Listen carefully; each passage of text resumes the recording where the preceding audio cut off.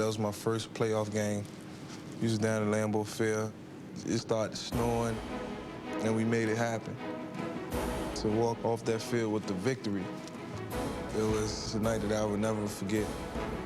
And the same things are possible in the future. For the Atlanta Falcons, 2003 was a reversal of fortune. Quarterback Michael Vick was the first of 17 players that were injured in a season that included a 7-game losing streak. The Falcons have gone from being a Super Bowl pick by many writers across the country to a team with only 2 victories and 9 losses. It's been that kind of season. But in 2004, Jim Mora became Atlanta's new head coach, giving Falcon fans everywhere a reason to believe. And the Falcons are back. You gotta love it. You can never give up. Here comes Michael Vick. We said he was gonna bring it, and he's bringing it. That is sick. Man out there and a leaping grab, touchdown. Oh, man. Falcon defense and business. Yes, yes. Huge play. Sack. It's a smackdown hit. Oh, look at this. Muscle in the mouth. We kicked down the door. In 2003, a dark cloud hung over the Georgia Dome. The Falcons did not win at home until week 14 and lost 10 of their first 12 games. Dan Reeves entered the season with 198 wins as a head coach. It took until week 10 to record his landmark 200. He's going to score 5-3 into the end zone. Touchdown. For his 201st victory, he had the help of Michael Vick, who made his first start of the year since breaking his leg in the preseason. T.J. Duckett had the first big run of the game. He's to the 5, trying to get into the end zone. Give it to him. Touchdown, Falcons. Vick had all the rest. Here comes Michael Vick. Going to roll to the near side left. He's going to run it. He'll keep the football. Cut to the outside. Guess what? He makes a great cut. 45-40. Now far side of the football field. He's to the 35. Somebody hit him. He's still going. How long has he been out? I mean, he doesn't look like he's missed a beat. In his first start since his injury, Vick ran for 141 yards, the 3rd highest rushing total in NFL history by a quarterback. Vick also passed for 179 yards against a defense that eventually took Carolina to the Super Bowl. 2nd and goal from the 1. Falcons trying to tie the football game. We're in the 4th quarter. Here is the keeper by Michael Vick into the end zone. He's in. Vick's touchdown sent the game into overtime. Fans on their feet, waving white towel. And Devon wants to throw. Here comes the blitz. He gets rid of it, and it's intercepted. Picked off by Kevin Mathis. Mathis to the 10, the 5, leaping into the end zone. Touchdown! Falcons win! Welcome back, Atlanta Falcons, to the NFL. The momentum carried over to Week 16, where the defense recorded 4 first-half interceptions. Brad Johnson wants to throw again across the middle. It's high and deflected and picked off. The Falcons were determined to beat the Buccaneers, a team they had not defeated in 7 years.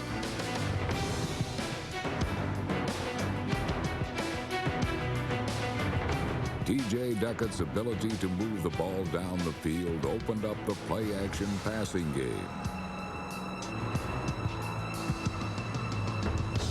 Atlanta built a 23-point lead, and it appeared they would finally break the streak.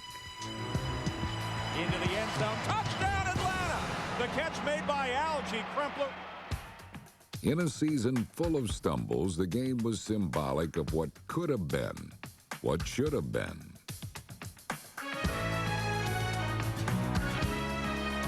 Vick under center, waiting on the snap. Here it is. He wants to throw. Quickly going up top for Finneran.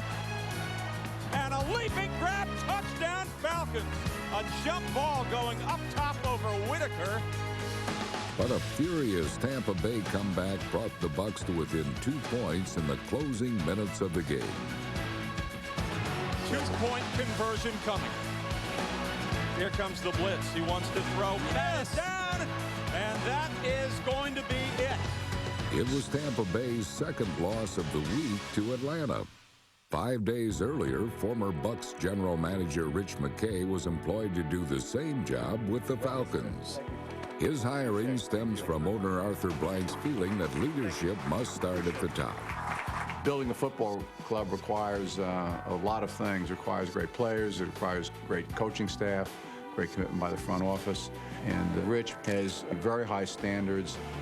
During his 9 seasons as Tampa Bay's GM, McKay's standards led to a Super Bowl championship. Winning typically starts at the top, and what Arthur Blank brings to this organization is a willingness to win. Blank and McKay's first task was to find someone with similar ideals. After an exhaustive search, they found their man. Today, it's with a great pleasure and honor and enthusiasm, we introduce Jim Mora as the new head coach for your Atlanta Falcons. Jim brings a lot of energy to the table, brings a lot of intensity to the table, but I think first and foremost, he brings a plan for success. Mora also brings 19 years of NFL coaching experience, 5 as the San Francisco 49ers defensive coordinator. The front office and coaching staff are in place. But the success of the 2004 Falcons will ultimately depend on Jim Mora's 53-man roster. Every April, the Falcons regroup for the upcoming season. Head coach Jim Mora greeted his first practice with enthusiasm. This is a perfect day right here, man. It's always a perfect day. My dad used to always go, great day for football. I mean, it's a perfect day. You nervous for your first horn blow? If that thing just goes, your history. I know. We're gonna stretch it out. Here we go on the move, we're moving. Nobody's walking, let's go, we're moving ass, let's go. The horn, Jason's gonna get, he's off horn duty, man. Let's go, burst up the field, that way, Peerless. Get positive with this thing, baby, get positive yards now. Get going, there you go, tuck it away quicker. You leave it hanging out there, it's coming out now. Catch it, boom, put it away, burst. Oh, no. Not the tap and turn. Not the tap and turn. The tap and turn. Out of the way, get up the field. Tap and turn. Out of the way. I'm so fast you're running out of those shoes, man.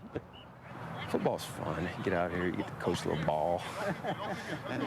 On the offensive side of the ball, Mora brought on former 49ers coordinator Greg Knapp to oversee a potentially explosive squad. Take it, take that. That's great. The thing about Greg Knapp is this, is he learned under the legend, under Bill. You know, where all of this stuff came from, the whole West Coast philosophy, it's Bill Walsh. We've got a guy, Michael Vick, who's a left-handed quarterback. He's mobile. He is accurate when he's on the run. He can run with the football. And that's what being a good West Coast offense quarterback is all about. Greg has worked with that type of athlete. He coached the greatest left-handed quarterback in the history of the game, Steve Young. Knapp also coached Falcons newcomer Ty Detmer in 1998. Detmer will help familiarize former Virginia quarterback Matt Schaub with the West Coast offense. Schaub will also learn from Vick, who is the leader of a team filled with playmakers. There are some other guys on this football team as well that have to be effective for us to win, and we're fortunate that we do offensively have some weapons. Weapon number 1 is Warrick Dunn. He consistently proves a threat as both a runner and a receiver. In 2003, Dunn rushed for nearly 700 yards, despite a season-ending foot injury in Week 12. Dunn with room, 45-40. Here comes Dunn near sideline. Will he score? Yes, touchdown. Handoff, Warrick Dunn over the right guard. He's got room. 40, 35-30, 25-20, 15, 10, 5. Spun down into the end zone. Did he get there? Yes. Obviously, Warrick Dunn is a guy that people in this league know about. He's an explosive runner. He can make people miss. He can run between the tackles. He can run outside. He can catch the ball out of the backfield. He's a multifaceted weapon, and we'll utilize him. T.J. Duckett, a big, powerful inside runner. He's a guy that we're going to use to try to wear people down as the game goes on. In only his second year, bruising ball carrier T.J. Duckett wreaked havoc on opposing defenses, finishing third in the NFC with 11 rushing touchdowns. A giant run by a giant man, T.J. Duckett. He's already gained a step from last season. That's the fastest he's run in practice in 2 years. Right there. 7-on-7 script. Yeah, you tell him, hey, he said, you start running like that, and in the fourth quarter, people won't even want to see you. They won't want to see you. They want 45 over there. The Falcons will also rely on number 33 fullback Justin Griffith. In the West Coast style of offense, the fullback position is a very, very important position. He's got to be able to block on inside runs. He's got to be able to block outside. And Justin Griffith gives us those things. Also carving running lanes for Dunn and Duckett will be offensive lineman number 64, Martin Bibla, Keenan Forney, Roberto Garza, Todd McClure, Kevin Schaefer, Todd Weiner, and Bob Whitfield. Great job, man, by that offensive line on this drive. You know, one of the most underrated parts of any team is obviously the offensive line. And not only do we have the style of players that fit our style of play, but we've got the best offensive line coach in football in Alex Gibbs. Gibbs, a 40-year coaching veteran, tutored the Broncos' offensive line for 9 seasons, playing a pivotal role in their back-to-back Super Bowl wins. Which one of those two you got to deal with? Which one do you have to? Which one? No, you don't. You take the last one. When you step on the field, you understand why the guy's a legend, because you feel his energy and you feel his passion and his enthusiasm. He's on him. He's hard and he's tough. The offensive line will be particularly important in protecting Vic and giving him time to find such talented targets as Peerless Price. When they traded for Price in 2003, the Falcons were looking for a dangerous combination with their superstar quarterback. In 2004, that's exactly what they'll have. Another threat is 6'5" receiver Brian Finneran, whose leaping abilities enable him to make game-breaking plays. First-round draft pick Michael Jenkins will also be a factor in the passing game. The former Ohio State wideout runs impressive routes and has the strength to hold on to the ball when hit. The signing of former Chicago Bear Des White will also strengthen Atlanta's receiving corps. Perhaps the Falcons' largest weapon is 262-pound tight end Algie Crumpler. In 2003, Crumpler caught a career-high 44 passes to earn his first trip to the Pro Bowl. Algie, he's a man, and he's a man. I don't know how you match up with him in the pass game, because he's athletic enough to beat linebackers, and he's too big for most DBs. In 2004, opponents will have a tough time matching up against the Falcons' offense primed for success. He's to the 30. He's to the 25, 20, 15, 10. Crumpler trying to get into the end zone. Touchdown! You gotta love it, baby! In his first practice as Falcons head coach, Jim Mora demanded more from his players. We're going to move, baby. This is what we're all about on defense now. It's where you make your money, right here. Blow it, blow it. Here we go. Pass rush, 7-on-7. 50 out, 7-on-7. Moving to pass rush. Let's go. Don't be walking. Don't be walking. Know where to go and get there. Here we go. Group install. Group install. We're swarming over here, baby. We are swarming. That's what we do. We swarm.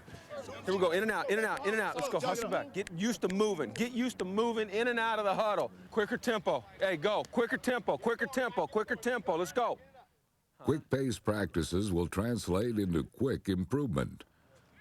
If you can get guys doing the right things all of the time, doing them fundamentally sound, and playing with a high degree of effort, an unparalleled degree of effort that nobody else matches, then you've got a chance to get better fast. That's where to hustle. That's what I'm talking about. Be a tempo setter, baby. That's what I'm talking about. Here we go, here we go, here we go. Hit it, hit it, hit it. Stay up, let him run, let him run, let him run, let him run, let him run. Get him, go, get him, go, let's go, let's go, let's score, let's go. Hey, now, hey, when we get the rock in our hands, our mindset changes, right? Sure. We go from defense, we're scoring. We're scoring. We become blockers. Ed talked about it today. Set the wedge and get it up the field. There's a number of things that we can do defensively to help us be a better football team. We're going to move from a 3-4 to a 4-3.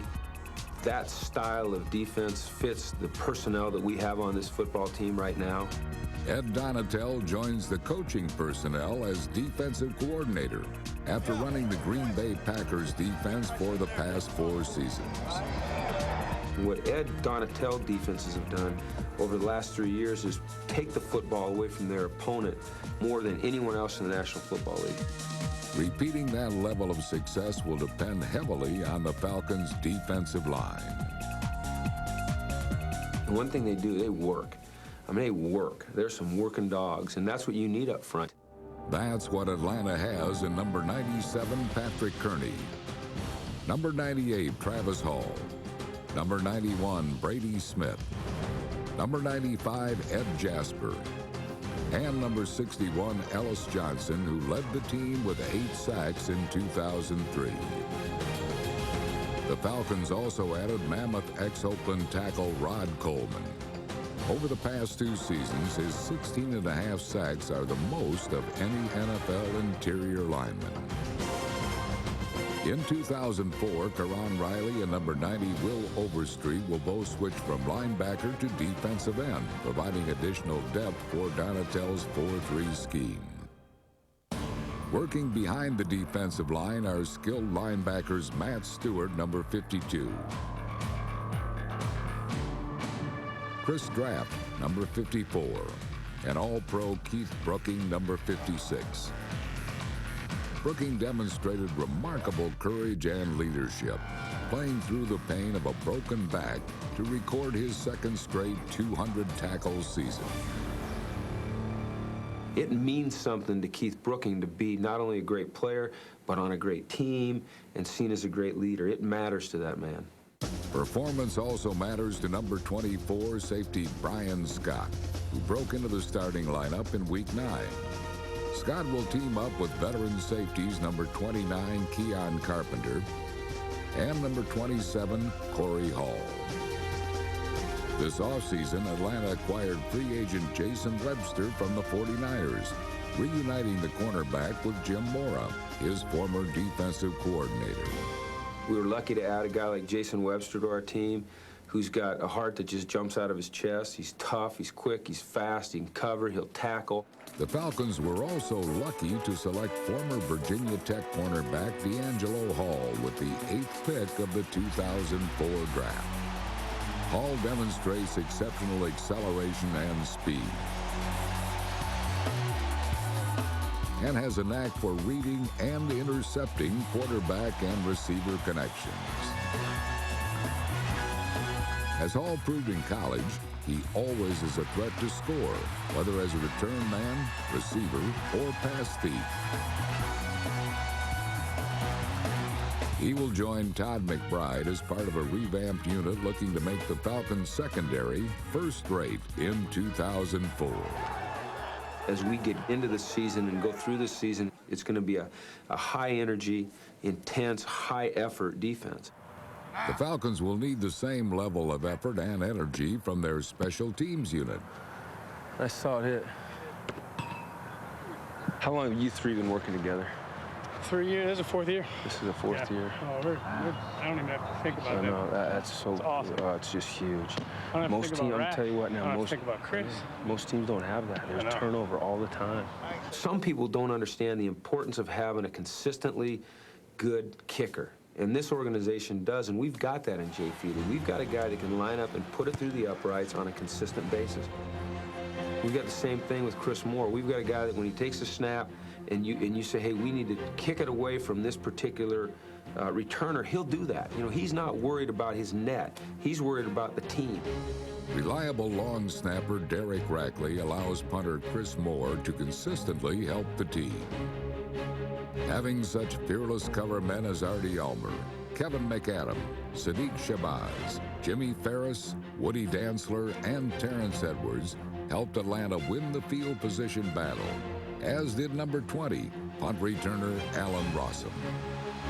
Here's Rossum, he's to midfield. He's to the 40. He's to the 35. He spins around 30, 25, 20, 15, 10. Allen Rossum, touchdown Falcons. Whoa, what a great punt return. Baby. Woo! Lightning in a bottle.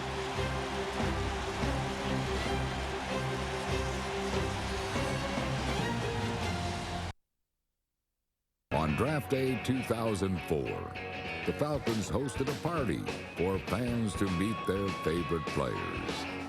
They got a chance to collect autographs, play like the pros, and keep a watchful eye on the NFL draft.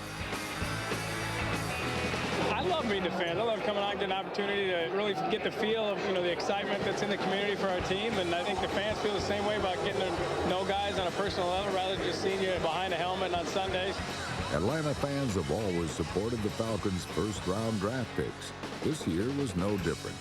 With the 8th pick in the 2004 NFL Draft, the Atlanta Falcons select D'Angelo Hall, cornerback, Virginia Tech. Falcon fans had reason to cheer on draft day. But when they arrive at the Georgia Dome for the 2004 season, they'll have a reason to believe. Commitment, hard work, and a passion for victory. The Falcons will give their fans everything they deserve. When they walk out of the Dome on a Sunday afternoon, they'll be like, yeah, that's my team, the Falcons. And when they're in an airport somewhere and someone says, where are you going or where are you from? Say, from Atlanta. Oh, shoot, you a Falcons fan? Man, I love watching them play. And I promise our fans that I'm certainly not going to rest until we get to the Super Bowl and actually win the Super Bowl. It matters, guys. If we're out here, if we're spending the time, it matters. It matters. If we're asking you to do it, it matters. It serves a purpose. And the purpose is getting us a ring. And that's how it's got to be. I believe Falcon fans have a reason to believe. I'm going to promise them the team that they'll be very, very proud of. Very proud of. I can guarantee it.